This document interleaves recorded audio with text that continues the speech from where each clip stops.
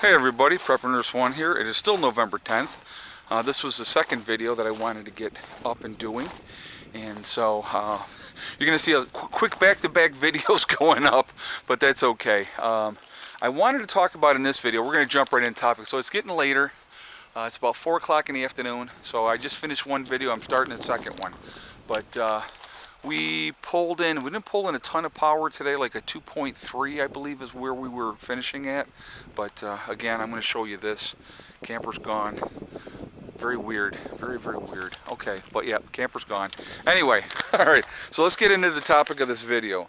12 things you need to take into consideration before picking out your bug out location, okay?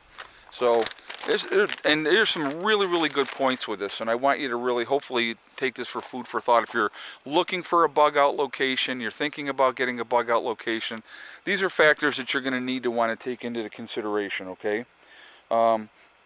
What type of disasters are likely to happen? So like depending on where you are in the country, you want to think about, okay, am I in hurricane country? Am I in flood territory? Am I in fire territory? Am I in earthquake territory? Am I in an area that gets a lot of snow? Those type of things, okay? So those are different things to take into consideration. That would be the first thing you want to think about when you're picking your bug out location. So if you're looking for an area, you want to make sure you're probably in a decent area, as far as those type of things. And like another thing you want to think about is how close I am to a nuclear power plant and those type of things, okay? The second thing is how far can you reasonably travel, okay? So what is a reasonable distance to have your bug out location away from your main home? If it is a 5-hour ride to get to your bug out location, now you got to think about, is it realistic to be able to think that I can get there reasonably, okay? And so, that's something, you need to think about, because if you had to travel that on foot, how long is it going to take you? And again, in that type of a situation, you're going to want to think about having caches along the way to your route so that you can resupply on your way if you had to bug out by foot or on bicycle or something like that, okay? So those are things that you definitely want to take into consideration, the distance that you're going to be having to travel to get to that bug out location, all right? So now the next thing you want to think about, how many people are in your survival team, okay? So again, those are things that you're going to want to think about as far as your bug out location. How many people are going to be in that group? How big of an area are you going to need to have, and those type of things. Those are things that you're going to really want to think about. Now here's an important one, guys. What is the health and physical condition of your bug out team? Okay, so if you have people that have a lot of problems and are not able to travel, are you going to be able to, now you're going to think about this, if you had to, are you going to be able to leave people behind that you're not going to be able to bring?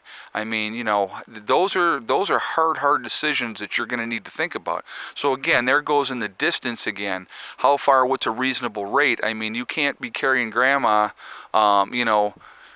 200 miles, on a sling, or carrying her yourself physically to get her to that bug out location. You'll kill yourself trying to do that, okay? And it's going to slow you down immensely as well. So that's definitely something to think about, okay? The number 5 is going to be how much equipment and supplies are you going to need to store at the bug out location, okay? So again, those are things you need to think about. How much supplies are you going to keep there in preparation for your thing? So what comes with that is, what size building am I going to have? What kind of outbuildings am I going to have? What kind of underground storage would I want to have up there ahead of time? Okay. So number 6 would be, what is the potential population for that area in case of a disaster? So per capita, how many people or per square mile are in the area of your bug out location?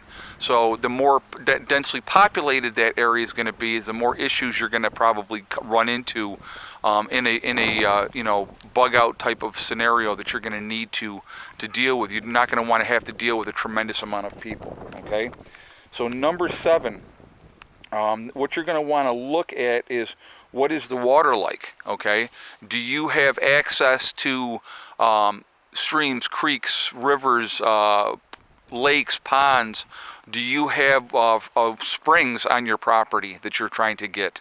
What is that access to fresh water at your bug out location? That's really, really important, because without fresh water, guys, we're done in 3 days, okay? So, that's... And then, you want to make sure you have reliable water sources. That would be the next thing. Having water, but maybe they have ponds and stuff. How long are they going to last? And are they man-made ponds, or it's a spring-fed?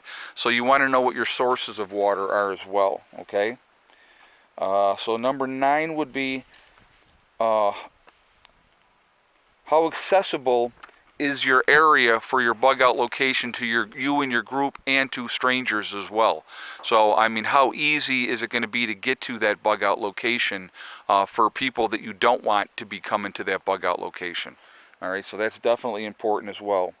All right, let's see, number 9, how much area do you have, or how much game do you have in that area? So if you are in a densely wooded area, is there a lot of game up there? You're going to be able to hunt and fish and do those type of things.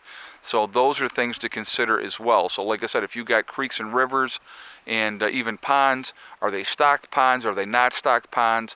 So how much access to that wild game are you going to have? Okay. Let's see. So number 11 is how hard will it be to grow food at your bug out location? If you're in a deep woods, unless you have an area cleared out that's going to get enough sunshine for growing, you're going to run into problems as far as growing goes. So you got to look at that in your area as well. So depending on the size of your bug out location, how much of that area do you have that you can grow in? All right. And number 12, is there adequate fuel and building materials for that location? So what do we mean by that? So adequate fuel, you want to make sure you got enough wood and stuff like that, so that you can be able to burn and use a wood stove. And like as far as building materials, how many trees do you got there? Can you harvest the trees? Are you going to be able to process them to continue to build, to continue to strengthen your bug out location? So those are a lot of things just to consider when you're looking for that bug out location. A lot of factors go into it, guys. I'm going to tell you what. For me, a couple of other things. What I was looking at, for myself personally, I was looking for high elevation. And the reason I was looking for higher elevation is because usually people are going to take the road less traveled. They're not going to want to go uphill. So they're going to take the easiest course, especially if they're bugging out on foot. So the last thing people are going to do is say, hey, let's climb this hill. Or if we have that option to go straight and go on the straight road, they're going to take that straight road. So, they're not going to look at going for the higher elevation. And, so that's just another thing that, I was looking at as well. Of course, then you're going to want to look at another thing. You're going to want to look at your solar option. Are you going to be able to put up a solar system in your location? Are you going to be able to get enough adequate sunshine to be able to get decent solar? If you guys remember, we've taken out trees and stuff like that. I took out more trees this last year to back the solar rack up to where it's at now, so that we have an open area where we're getting a lot of sunshine, so that we're getting enough power. And that's important. Those are things you got to think about, okay? So anyway, and again, probably another thing you want to think about as far as accessibility goes, depending on the weather conditions. If it's wintertime, how accessible is it going to be to get in there then? Do you have snowmobiles to be able to get up in there if you had to, or are you going to have to hump it in on foot?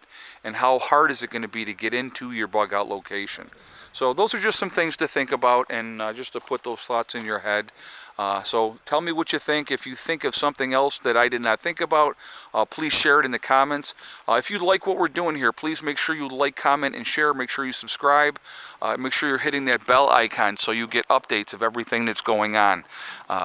So the puppies are just continuing to play and have a good time. And the chickens don't even care. They're so used to them now, it's just so funny. But anyway, so that's what's going on, guys. Like I said, definitely looking forward to reading your comments and see what you have to say. Hope everybody's doing well. Please join me again tonight. I'm doing the live stream at 8 p.m. This may go up just before the live stream, so we'll see what happens. But we're going to be talking about the banking system tonight. So please join us for that. And again, just looking forward to seeing everybody in the chat. I hope everybody's doing well. Remember, guys, we are all in this together. That is important to remember. Also remember, hug and kiss the ones you love. Tell them every single day. Tomorrow is not guaranteed. We never know what's going to happen in life. So that's important. Also remember, guys, STD. It's one step at a time, one thing at a time, and one day at a time. Whatever you're trying to do, whatever you're trying to accomplish, you can do it. The only one that's going to stop you from getting there is yourself, okay? Stay positive and you're going to do fine. I will talk to you all later. Have a great night. Prepper Nurse 1 out for now.